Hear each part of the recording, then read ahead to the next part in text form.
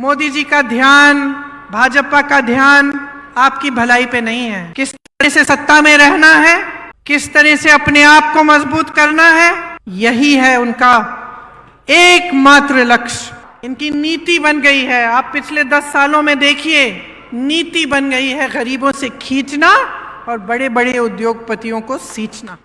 सब नेता खुद को मुख्यमंत्री घोषित कर रहे हैं। कहीं की ईंट, कहीं का रोड़ा, भानुमति ने कुनबा जोड़ा, मोदी जी के अहंकार ने कुनबा तोड़ा और इसी पर उनका ध्यान है। देश की जो सरकार है, केंद्र की जो सरकार है, उसने इतनी महंगाई बढ़ा दी है कि आप गुजारा नहीं कर पा रहे हैं। जब जब चुनाव आता है तो धर्म और जाति की बात करते हैं कि ये चुनाव के समय क्यों उठ रही हैं ये बातें, चुनाव के समय ये बातें क्यों करते हैं और चुनाव के समय आपके विकास की बातें क्यों नहीं की जा रही हैं। उनकी सारी सरकारें सिर्फ बड़े उद्योगपतियों के लिए चलती हैं, उनमें गरीबों के लिए, मिडिल क्लास के लिए कोई सोच ही नहीं है कि आप मेरे नाम पर, मोदी जी के नाम पर आप वोट डालिए। पूछिए, क्या प्रधानमंत्री पद छोड़कर यहां आकर मुख्यमंत्री बनने वाले हैं? ईआरसीपी का जो वादा किया वो क्यों पूरा नहीं किया है अभी तक?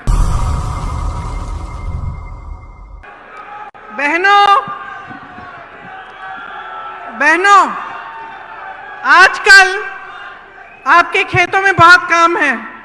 मैं जानती हूं कि आप दिन रात संघर्ष कर रही हैं, दिन रात मेहनत कर रही हैं, फिर भी आप यहां आई हैं, इसके लिए बहुत बहुत धन्यवाद। देखिए, चुनाव चल रहा है। मैं तेलंगाना जा रही हूं, छत्तीसगढ़, मध्य प्रदेश, राजस्थान, मिजोरम, हर जगह चुनाव है। जहां जहां मैं जाती हूं तो उस प्रदेश की जो खासियत है, उस प्रदेश का जो हुनर है, जिसके लिए उस प्रदेश की मजबूती पूरे देश में जानी जाती है, उसके बारे में मैं बात करती हूं। ये वीरों का प्रदेश है। यहाँ के महापुरुषों ने हमारे देश के लिए बड़े बड़े बलिदान दिए और इस देश की आज़ादी में बहुत भूमिका निभाई। इसी तरह से मध्य प्रदेश में गई तो रानी दुर्गावती जी हैं वहाँ, उन्होंने भी देश के लिए, आज़ादी के लिए संघर्ष किया। और हर प्रदेश में ऐसी कहानियां हैं। और सिर्फ महापुरुषों ने नहीं, इस देश के जन जन ने देश को मजबूत बनाने के लिए और देश की आज़ादी के लिए बलिदान दिया है। देश के किसान ने संघर्ष किया है, देश की महिलाओं ने संघर्ष किया है, तभी ये देश आकर यहाँ पहुँचा है जहाँ हम आज हैं। तो जब हम सरकार बनाने की बात करते हैं, चुनाव की बात करते हैं, तो हमें ये सोचना बड़ा ज़रूरी है कि हम सरकार से क्या उम्मीद रखते हैं। ये देश, ये प्रदेश जिसके लिए हम सब मेहनत करते हैं, जिसके लिए हम सब संघर्ष करते हैं, इसकी सरकार हमारे लिए क्या करेगी, ये सोचना बहुत ज़रूरी होता है। आपका जीवन का सफ़र मुश्किल है। मेरी बहनें खेतों में काम करती हैं, घर गृहस्थी को संभालती हैं, बच्चों के परवरिश को देखती हैं। मेरे भाई खेती करते हैं, जो किसान भाई हैं, आपके बच्चे बड़े होकर जवान बनते हैं, सरहद पर देश की सुरक्षा करते हैं। आप इस देश की रीढ़ हैं, इस देश को आपने बनाया है। तो इस जीवन के सफ़र में जो संघर्ष से भरा हुआ है, मुश्किलों से भरा हुआ है, इस सफ़र में आप सरकार से क्या उम्मीद रखते हैं? आप सरकार से ये उम्मीद रखते हैं कि आपकी जीवन की जो मुश्किलें हैं उसे कम करने का प्रयास करे। आप सरकार से ये उम्मीद रखते हैं कि आपके जीवन संघर्ष में आपका साथ दे। जब आपदा आए तो आपको राहत मिले। जो खेती का काम आप कर रहे हैं उसमें आपको सुविधा मिले। जो मेरी बहनें बच्चों के परवरिश कर रही हैं उनको मदद मिले। ताकि आपका भविष्य और आपके बच्चों का भविष्य, जिसके लिए आप दिन रात मेहनत करते हैं, वो उज्जवल हो सकते हैं, उज्जवल हो सकता है। यही उम्मीद रखते हैं ना आप? ये उम्मीद रखते हैं आप सरकार से? तो इस उम्मीद को पूरा करने के लिए, सरकार चलाने के लिए, देश को चलाने के लिए एक सोच और एक समझ की जरूरत होती है। असली नेता जो होता है वो वर्तमान और भविष्य की ओर देखता है, अतीत की ओर देखता नहीं है। अतीत का आदर करता है लेकिन बार बार अतीत की बात नहीं दोहराता। वो आगे देखता है कि हम आज जनता को किस तरह मजबूत कर सकते हैं ताकि आगे बढ़कर उनका भविष्य और भी मजबूत बने। तो इस सोच के लिए, समझ के लिए एक तरह का नेता होना चाहिए। जैसे आपने देखा, आपके प्रदेश में कांग्रेस की सरकार है। अब जो सरकार है उसने पूरी तरह से आपका जो ये जीवन सफर है इसमें आपकी मदद करने का प्रयास किया है। और अगर आप पिछले 5 सालों का आप सफर देखें तो आप ये जरूर कह पाएंगे कि राजस्थान की जो कांग्रेस सरकार रही है उसने आपके जीवन सफर को मजबूती दी है और उसको आसान करने की कोशिश की है। जो नेता सचमुच चाहते हैं कि प्रदेश आगे बढ़े, देश आगे बढ़े, वो सिर्फ अपना मान सम्मान और अपने घमंड को नहीं देखते, वो जनता को देखते हैं कि जनता के लिए क्या अच्छा है। बड़ी बड़ी इमारतें बनाना, 20,000 करोड़ का नया संसद बनाना, 27,000 करोड़ के कॉन्फ्रेंस हॉल बनाने, 16,000 करोड़ के हवाई जहाज खरीदने अपने लिए, ये एक तरह के नेता करते हैं। भाजपा के आज नेता जो हैं वो सबसे पहले अपने अहंकार को, अपने मान सम्मान को बढ़ाने के लिए अपने लिए काम कर रहे हैं और अपने उद्योगपति मित्रों के लिए काम कर रहे हैं। आप सोचिए, जब देश के प्रधानमंत्री 8-8 हजार करोड़ के हवाई जहाज खरीद रहे हैं और वही प्रधानमंत्री कहते हैं कि किसानों का कर्ज माफ करने के लिए पैसे नहीं है, 27,000 करोड़ की इमारतें बनी जा रही हैं, वही कहते हैं कि ओपीएस पेंशन के पैसे नहीं हैं। अपने बड़े बड़े उद्योगपति मित्रों को देश की सारी संपत्ति दे चुके हैं। तो आप सोचिए, आपने भरोसा करके दिया, सत्ता दी, आपने खड़ा किया, आपकी उम्मीद थी कि आपके जीवन सफर में वो आपकी मदद करेंगे, आपकी उम्मीद थी कि जो देश की संपत्ति है उसकी हिफाजत करेंगे। लेकिन क्या हुआ? देश की सारी संपत्ति अपने बड़े बड़े उद्योगपति मित्रों को दे दी। जो 6,000 करोड़ की कंपनियां थी, लाखों की कंपनियां थी, उनको कम दाम में बेच दिया। जहां से आपको रोजगार मिल सकता था वो अपने बड़े बड़े उद्योगपति मित्रों को बेचकर प्राइवेट कर दिया। जहां आरक्षण मिलता था वो भी नहीं मिलेगा। तो आपने उम्मीद की, लेकिन आपकी उम्मीद को तोड़ा गया। आज ये नौबत आ गई है कि प्रदेश की सरकार महंगाई के राहत कैंप लगा रही है, क्योंकि देश की जो सरकार है, केंद्र की जो सरकार है, उसने इतनी महंगाई बढ़ा दी है कि आप गुजारा नहीं कर पा रहे हैं। तो ये जो नजरिया है इन नेताओं का, जो भाजपा का नजरिया है, उसको आपको समझना पड़ेगा। क्योंकि जब जब चुनाव आता है तो धर्म और जाति की बात करते हैं। धर्म और जाति की ऐसी बात होती है जो आपके दिल में, आपके जज्बातों से जुड़ी होती है। धर्म की सुरक्षा, धर्म को आगे बढ़ाने की बात, इसे कोई हिंदुस्तानी नहीं नकार सकता। ये ऐसी चीज है जिससे हम सबके जज्बात जुड़े हुए हैं। लेकिन आपको ध्यान से समझना पड़ेगा कि ये चुनाव के समय क्यों उठ रही हैं ये बातें। चुनाव के समय ये बातें क्यों करते हैं और चुनाव के समय आपके विकास की बातें क्यों नहीं की जा रही हैं? चुनाव के समय आपको ये क्यों नहीं बताया जा रहा है कि ये जो ओपीएस पेंशन के पैसे हैं ये आपको क्यों नहीं दे सकते? जब तमाम कांग्रेस की सरकारें प्रदेश के बाद प्रदेश में ओपीएस दे रही हैं तो इनको कौन सी दिक्कत हो रही है? ये सवाल आपको पूछने पड़ेंगे और आपको अच्छी तरह से समझना पड़ेगा कि ये जो दो तरह की राजनीति हैं जो आज देश में चल रही हैं, इनमें से आपको कौन सी चुननी है?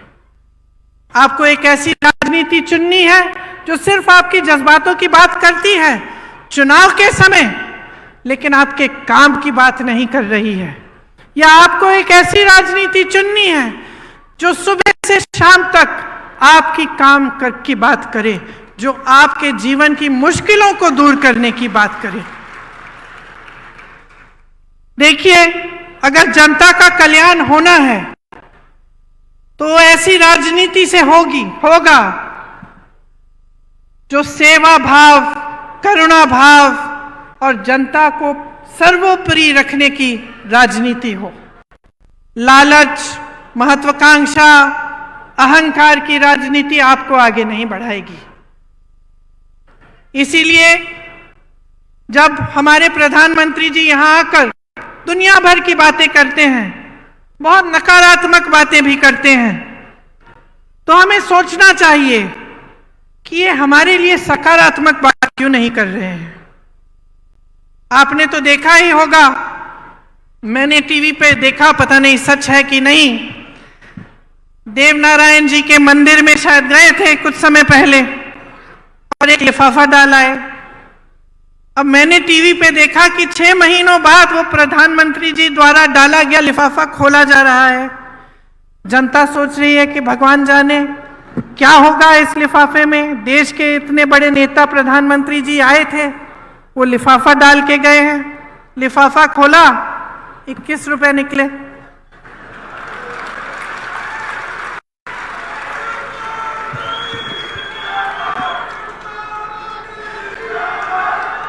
अब आप मुझे बताइए कि एक तरह से यही हो रहा है देश में।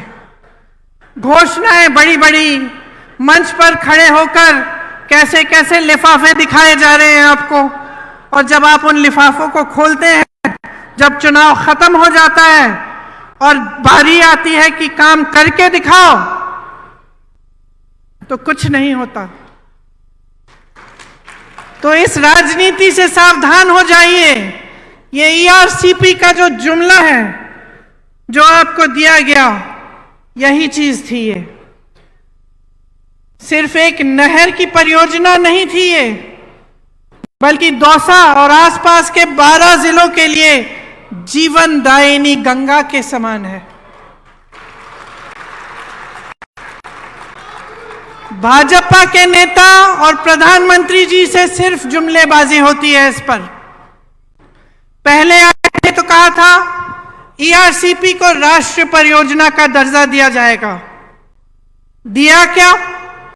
दिया? आप आज तक ईआरसीपी के पानी का इंतजार कर रहे हैं कि नहीं? कर रहे हैं ना? अब मैं आपसे एक दूसरी तरह की राजनीति की बात कर रही थी, जिसका नजरिया आगे भविष्य के लिए सोचने का नजरिया होता है।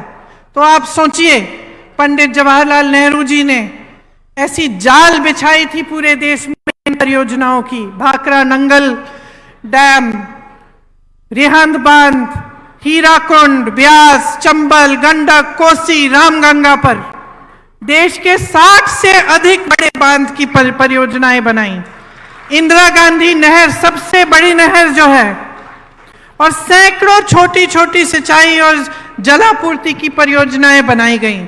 उनके बाद इंदिरा जी आई, उन्होंने ये काम आगे बढ़ाया। शास्त्री जी आए, ये काम आगे बढ़ाया। तो जब राजनीति की सोच होती है कि आप भविष्य के लिए काम किया जाएगा, देश के लिए किया जाएगा, तो ऐसे काम होते हैं। खोखली घोषणाएं नहीं होती हैं जिनको पूरा करने का कोई इरादा ही नहीं होता।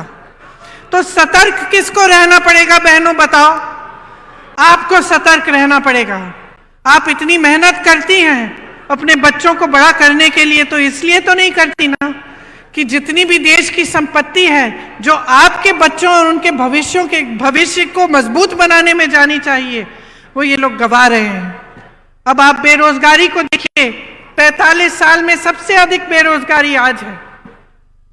और बेरोजगारी है, फिर भी किस तरह की स्कीम ला रही है ये सरकार। आप पुलिस में हैं, मेरी बातों को सुन रहे हैं, आपकी तरह तमाम नौजवान परिश्रम करते हैं कि वो सेना में भर्ती होंगे। मैंने खुद अपनी आंखों से देखा है। उत्तर प्रदेश में एक बार मैं सुबह 4 बजे गिरफ्तार हो गई थी। उससे पहले जब पुलिस हमको ढूंढ रही थी, हम एक गांव के पास रुके, शायद 3:30 बजे होंगे सुबह के, और मैंने देखा बहुत सारे लड़के 3:30 बजे सुबह सड़क पर आ गए हैं। तो मैंने अपने साथियों से पूछा कि भाई इतनी सुबह सुबह क्या कर रहे हैं ये बच्चे यहां। सब दौड़ लगा रहे थे, सब मेहनत कर रहे थे कि जब सेना में भर्ती का समय आएगा तो हम भर्ती हो जाएंगे, हम अपने परिवारों के लिए कमाएंगे, हम अपना भविष्य मजबूत बनाएंगे। ये इसलिए तो नहीं मेहनत कर रहे कि 4 साल बाद वापस भेजा जाएगा इनको घर। देश के लिए बलिदान देने के लिए तैयार, सरहद पे खड़े होकर होने के लिए तैयार, वहां की बर्फीली चोटियों पर हमारी रक्षा करने के लिए तैयार। और आपने अग्निवीर जैसे स्कीम निकाल ली, जिसके जरिए 4 साल बाद ये बच्चे जिन्होंने इतनी मेहनत की, जो इतनी इच्छा से देश के लिए तैनात होने के लिए तैयार हैं, उनका भविष्य ही आप खत्म कर लिया। इस तरह की स्कीम लाएगी क्या सरकार? जहां जहां आज मैं जाती हूं, नौजवान मिलते हैं, कहते हैं हमें जाना ही नहीं है, अब हम तो कोशिश भी नहीं करेंगे। इस साल शायद सबसे कम एप्लीकेशन गए होंगे, क्योंकि कोई मेहनत नहीं करना चाहता इतना कि 4 सालों में आपको घर जाके वापस गांव आना पड़ेगा। जब हम नौकरी के लिए इच्छा करते हैं, कोशिश करते हैं, तो सबसे बड़ी चीज क्या होती है कि हमें सुरक्षा मिलेगी, हम कमाएंगे, अपने माँ बाप की देखभाल करेंगे, अपने परिवारों को मजबूत बनाएंगे और जीवन भर हमें कुछ मिलता रहेगा। तो इसी तरह से पेंशन की बात है, जब सरकारी नौकरी के लिए जाते हैं लोग, तो एक बड़ी चीज होती है कि पेंशन मिलेगा, कि नौकरी 20 साल की नौकरी करने के बाद जब रिटायर होंगे तो कोई तो होगा हमें पूछने वाला, सरकार से हमें कुछ मिलता रहेगा। वो भी खत्म हो गया। तो आप बताइए, भयानक बेरोजगारी है। जहां जहां से रोजगार बन सकता था उसको तो आपने गवा दिया। बड़े बड़े PSU थे, BHEL जैसे, सब अपने उद्योगपति मित्रों को दे दिए। जो किसान थे, हैं, खेती करते हैं, एक जमाने में खेती से रोजगार बनते थे, गांव में रोजगार बनते थे मनरेगा के द्वारा। मनरेगा को भी इन लोगों ने कम कर दिया। ऊपर से नए रोजगार नहीं बन रहे हैं। जो छोटी दुकानें थी, जो छोटे कारोबार थे, छोटे बिजनेस थे, वो भी नौकरी देने के काम करते थे, उनको भी आपने खत्म करने के कगार पे डाक कर दिया है। आपने GST थोपी, इन पे नोटबंदी थोपी, छोटे दुकानदार GST में उलझ गए एकदम। तो जहां से रोजगार बनते थे, वो सारी जो जितनी भी जगह थी जहां से रोजगार बन सकते थे, उनको आपने खत्म कर दिया। महंगाई आपने ऐसे बढ़ा दी कि मेरी बहनें दुकान जाती हैं कुछ खरीदने के लिए, खाली हाथ वापस आती होंगी, क्योंकि कुछ मिलता नहीं है, कुछ खरीद नहीं पाती हैं। इतना संघर्ष कर रही हैं, बच्चों की फीस भरनी होती है, छत में से पानी टपक रहा है उसकी मरम्मत करनी है, या फिर कोई बीमार पड़ता है उसका इलाज करना है। तो टेंशन ही टेंशन होता है कि किस तरह से हम ये कर पाएंगे, क्योंकि कहीं से कमाई नहीं हो रही है। तो अगर ये परिस्थितियां हैं पूरे देश में, और हम प्रदेश की सरकार के द्वारा पूरी कोशिश कर रहे हैं कि इन परिस्थितियों से आपको निकाल पाएं, कि हम आपकी मदद कर पाएं, और अशोक गहलोत जी की सरकार है, जिसमें तमाम ऐसी स्कीमें आई हैं जिससे आपकी सहायता होती है और आपको इन संघर्षों का सामना करने की मजबूती मिलती है।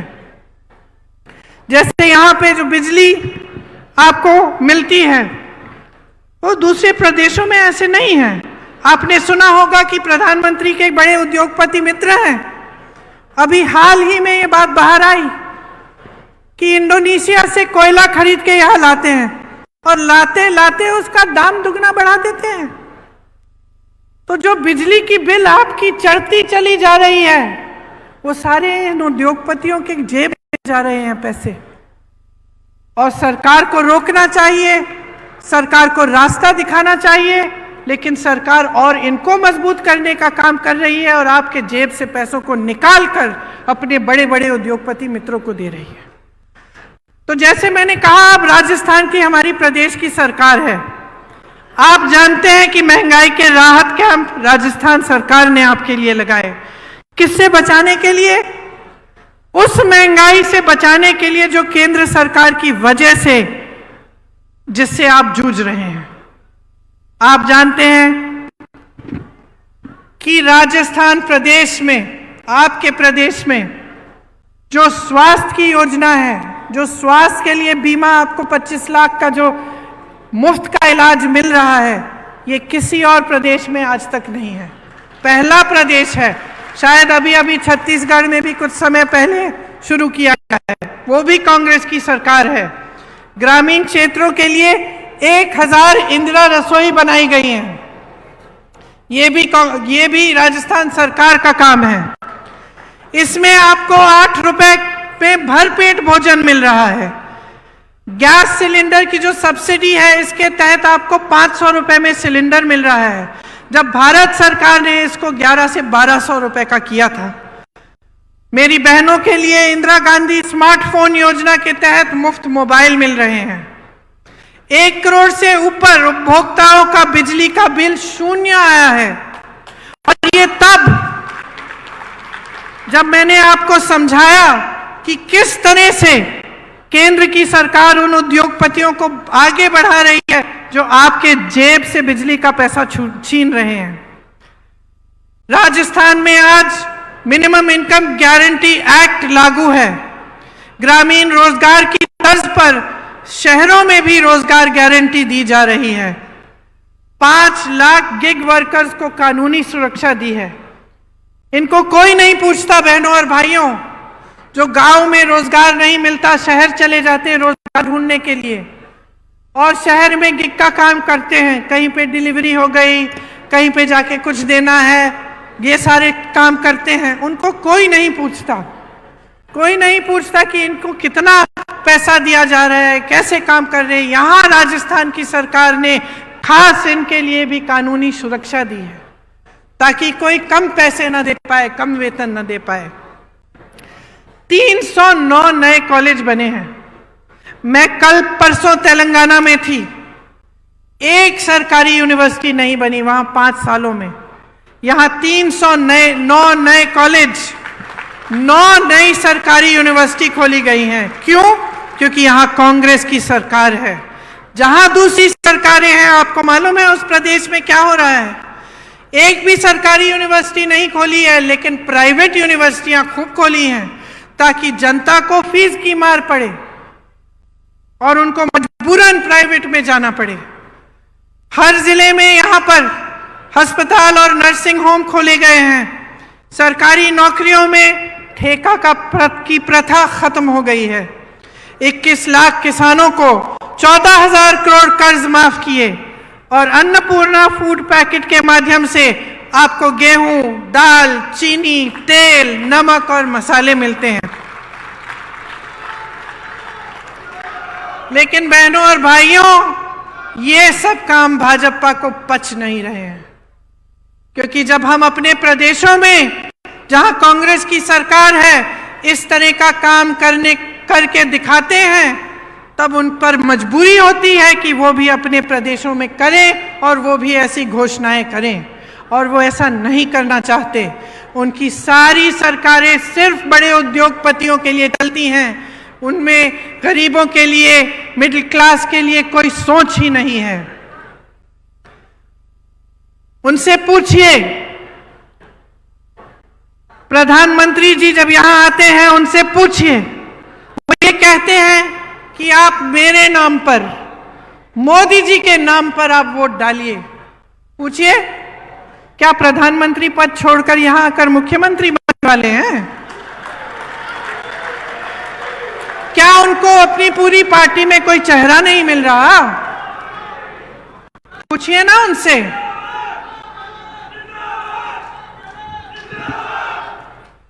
राजस्थान में कितनी योजनाएं दी इन्होंने जब इनकी सरकार थी। ईआरसीपी का जो वादा किया वो क्यों पूरा नहीं किया है अभी तक? बहनों और भाइयों, मसला साफ है। मोदी जी का ध्यान, भाजपा का ध्यान आपकी भलाई पे नहीं है। किस तरह से सत्ता में रहना है, किस तरह से अपने आप को मजबूत करना है, यही है उनका एकमात्र लक्ष्य और इसी पर उनका ध्यान है। इनकी नीति बन गई है, आप पिछले 10 सालों में देखिए, नीति बन गई है गरीबों से खींचना और बड़े बड़े उद्योगपतियों को सींचना। सोच लीजिए मेरी बहनों और भाइयों, भाजपा की सरकार यहां वापस आएगी तो पुरानी पेंशन खत्म। भाजपा की सरकार वापस आएगी तो सोचिए गैस सिलेंडर का क्या होगा। सोचिए कि आपको जितनी भी राहत मिल रही है उसका क्या होगा। सोचिए क्या आपका मुफ्त में 25 लाख का इलाज हो पाएगा कि नहीं, क्योंकि आपने अनुभव किया है। मैं नहीं कहती हूं कि मेरे कहने पर वोट दीजिए, अपने अनुभव पर दीजिए। आप खुद देखिए कि इस सरकार ने आपके लिए क्या किया। भाजपा आपके बारे में नहीं सोच रही है, वहां स्वार्थ हावी है। सब नेता खुद को मुख्यमंत्री घोषित कर रहे हैं। कहीं की ईंट, कहीं का रोड़ा, भानुमति ने कुंभा जोड़ा, मोदी जी के अहंकार ने कुंभा तोड़ा। आज पूरी पार्टी बिखरी हुई है, एकजुट होने का नामो निशान नहीं है। यहां पूरी पार्टी एकजुट होकर मंच पर बैठी है। राजस्थान का रिवाज बदल डालो। राजस्थान का रिवाज बदल डालो। इस बार दोबारा कांग्रेस को लाओ।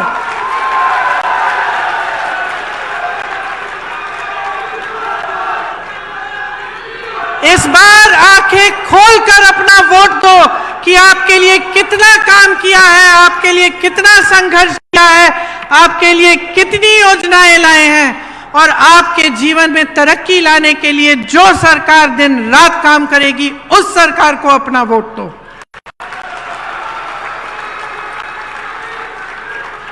एक तरफ गहलोत जी का अनुभव है, आपके लिए दिन रात एक करने की इच्छा, आपके लिए ऐसी योजनाएं लाने का प्रयास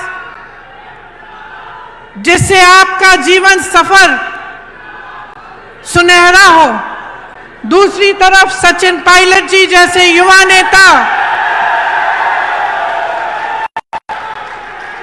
जो आपके भविष्य की तरफ देखते हुए आपके लिए हर रोज मेहनत करते हैं।